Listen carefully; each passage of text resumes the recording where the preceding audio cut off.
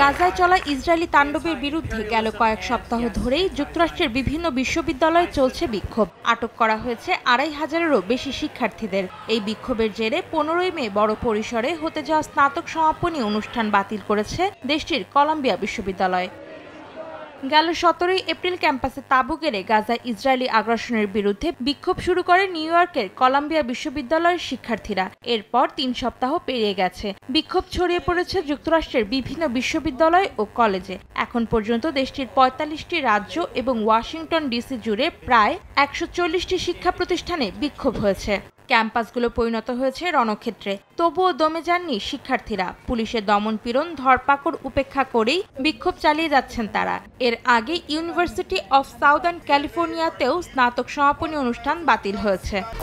১, ২, ৩ ঢাকায় জমি জিতে নিন ১০০% ক্যাশব্যাক সহ ২০ কোটি টাকার পুরস্কার।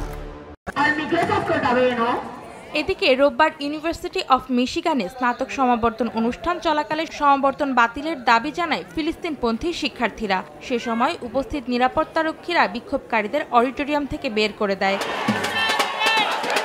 অন্যদিকে গাজায় যুদ্ধ বন্ধের দাবিতে যুক্তরাষ্ট্রের বাইরেও বিভিন্ন দেশের শিক্ষার্থীরা আন্দোলন করছে। মার্কিন শিক্ষার্থীদের সঙ্গে সংহতি জানিয়ে বিক্ষোভ করেছে ব্রিটেনের অক্সফোর্ড ও কেমব্রিজ বিশ্ববিদ্যালয়ের শিক্ষার্থীরাও।